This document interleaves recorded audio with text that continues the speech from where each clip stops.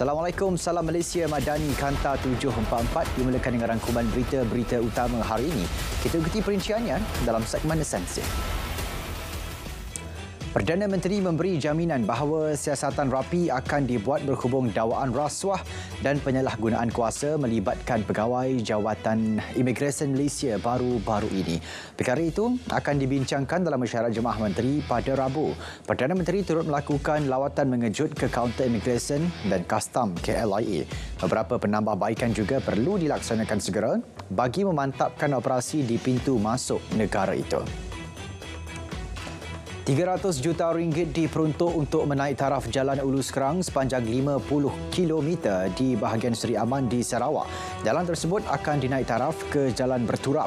Selain itu, Timbalan Perdana Menteri turut mengumumkan tambahan 5.7 juta ringgit lagi untuk projek membina jambatan konkrit Nangga Entalau juga di Ulu Skerang. Kementerian Kewangan dan KKD akan menjalin kerjasama bagi membendung kes penipuan penukaran e-belia rahmah kepada tunai. Timbalan Menteri Kewangan satu berkata pertemuan dengan KKD dibuat bagi mengadakan perbincangan lanjut berhubung perkara tersebut. Ia juga bagi mengelak lebih ramai belia menjadi mangsa penipuan. Sekitar 40 daripada 112 projek perumahan terbengkalai di seluruh negara dalam proses diselamatkan. Ia melalui beberapa inisiatif KPKT. Setakat April lalu, sejumlah 105 adalah projek yang lama dan ianya bermula sebelum 2015, manakala selebihnya selepas tahun terbabit. Timbalan Menteri Pembangunan Kerajaan Tempatan berkata, perbincangan sedang dibuat dengan pemaju lain untuk menyelamatkan projek perumahan terbengkalai atau melalui likuidasi.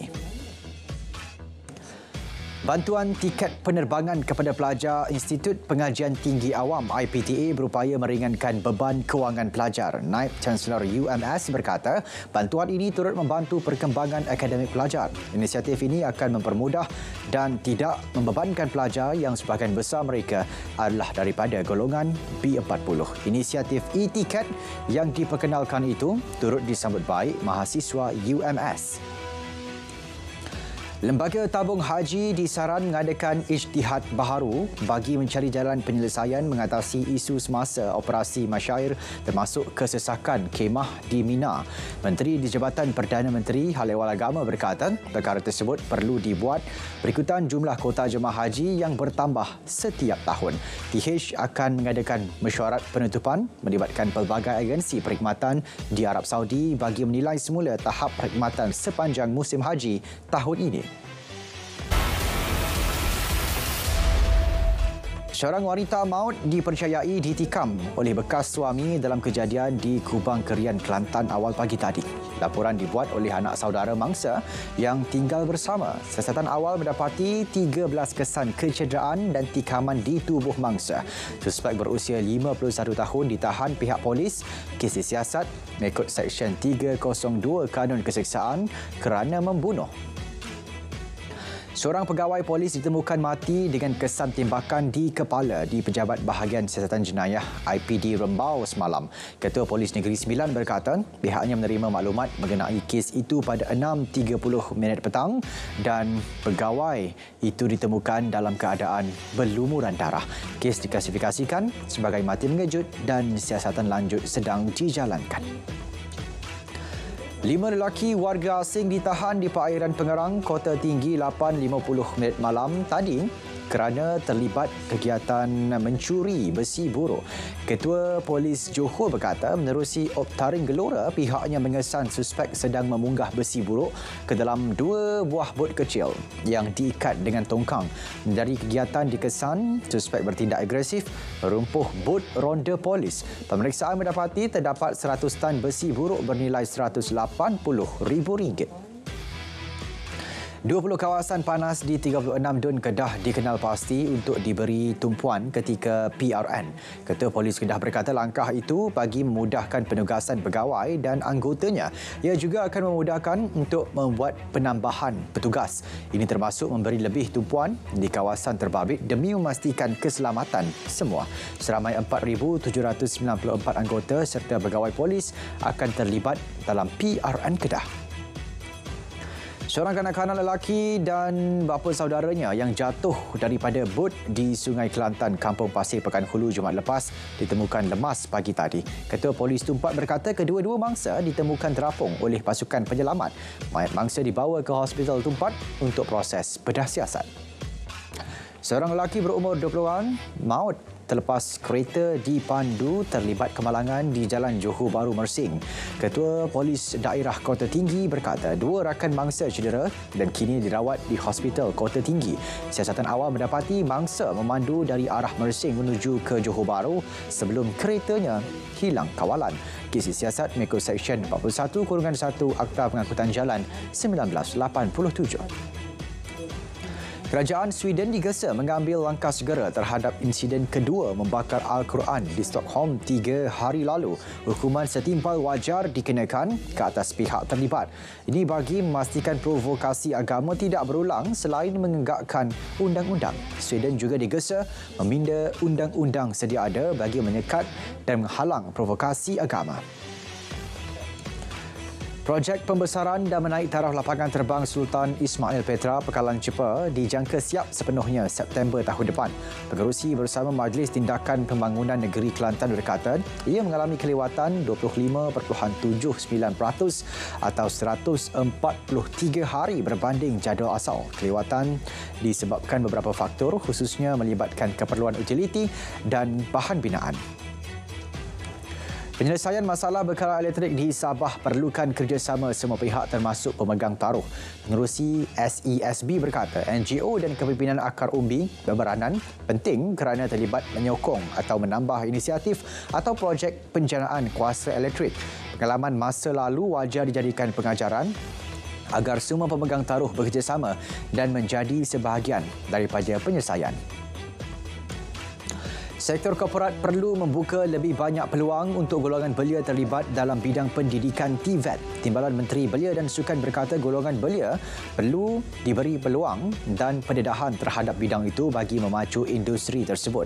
Sesuai dengan cabaran zaman dan perkembangan teknologi, TVET perlu diberi perhatian serius. Ia bakal membentuk tenaga kerja yang kompeten serta memenuhi kehendak industri. Seterusnya menyumbang kepada pertumbuhan ekonomi negara. Jalan alur Kuala Lumpur ditutup kepada kenderaan pada setiap hari.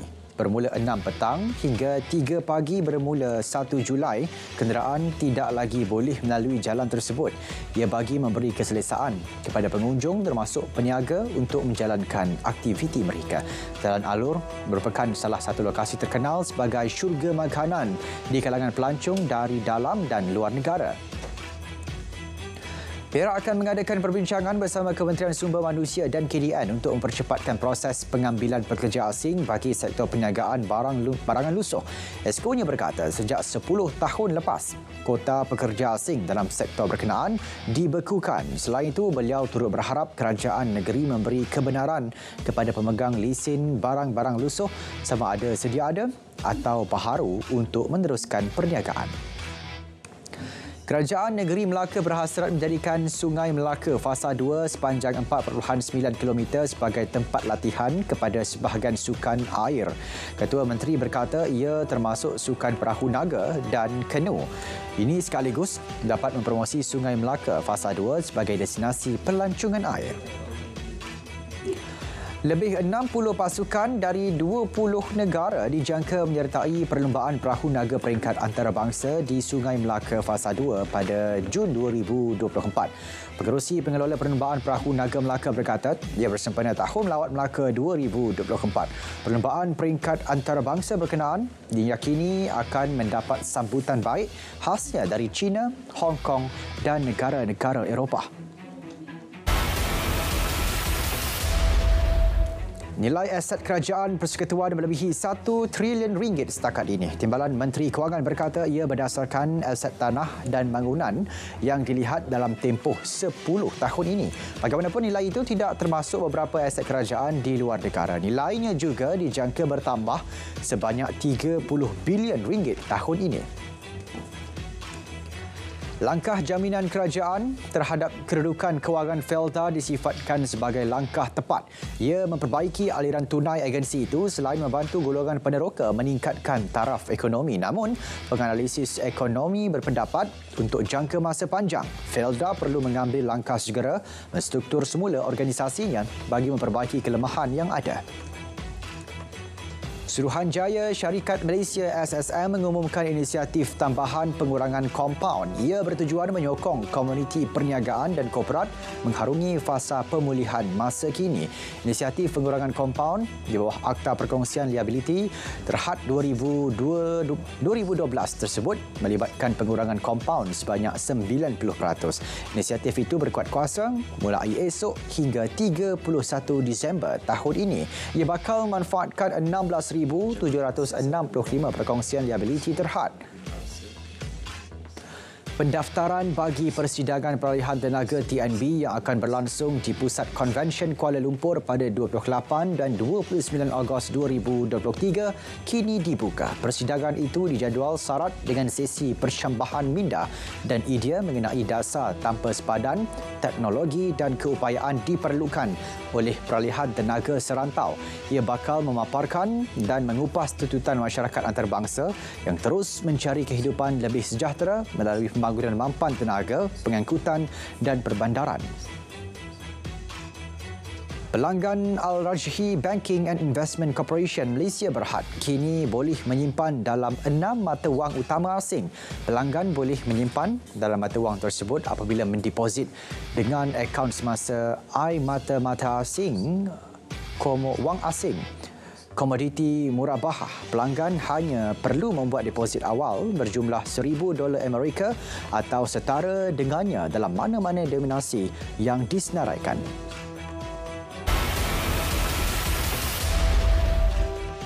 7 maut selepas bangunan 6 tingkat dalam pembinaan runtuh manakala 9 orang lagi dilaporkan cedera. Kejadian berlaku di pusat komersial Abidjan, Ivory Coast. Menurut pekerja mereka, terdengar bunyi retakan sebelum bangunan itu mula runtuh dalam tempoh hanya 45 saat. Tragedi seumpama itu kerap berlaku di negara berkenaan dan beberapa negara di bahagian Afrika Barat. Ia susulan faktor musim hujan selain penggunaan bahan pembinaan yang tidak capai standard. Seorang maut manakala 2 lagi hilang akibat banjir yang berlaku di beberapa kawasan di Jepun. Menurut laporan media tempatan, mangsa maut akibat dihanyut air banjir ketika berada di dalam kereta di wilayah Yamaguchi. Agensi Meteorologi Jepun menyebut wilayah berkenaan menerima taburan hujan tinggi pada Sabtu.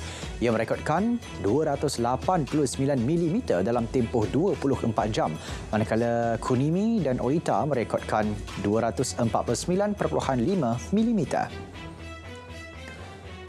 Tunjuk perasaan di Perancis memasuki malam kelima pertempuran dengan anggota polis serta dakwaan penglibatan kumpulan sayap kanan terus memuncak.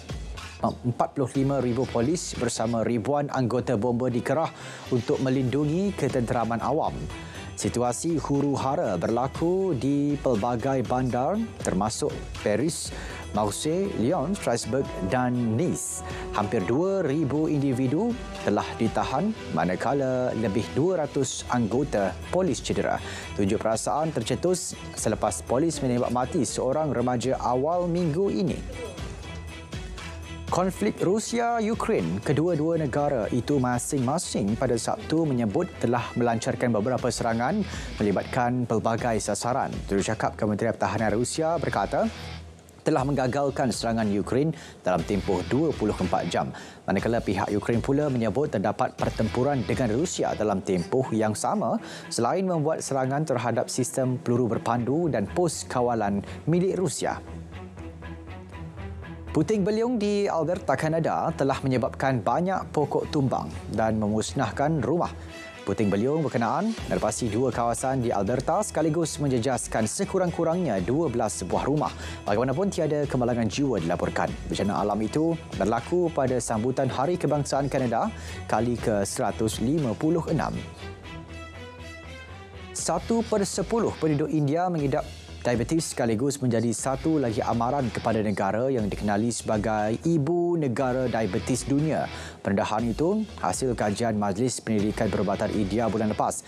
Dianggarkan 11.4% atau 101 juta penduduknya telah mengidap diabetes. Penyelidik turut menemukan dapatan bahawa 136 juta lagi berada pada peringkat pra-diabetes.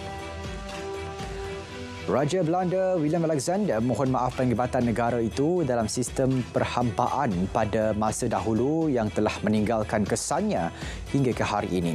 Baginda bertitah dalam majlis memperingati ulang tahun ke-160 pemansuhan Undang-Undang Penghambaan termasuk bekas jajahannya di Caribbean. Baginda turut mengakui isu perkauman masih kekal menjadi masalah dalam komuniti. Saudara, Kanta 744 berakhir di sini. Menyusul selepas ini berita perdana bersama Andy Reza Rohadian dan Hazel Desmond untuk paparan lebih komprehensif. Saya Syarul Islam. Assalamualaikum. Salam Malaysia Madani, tingkat perpaduan penuhi harapan.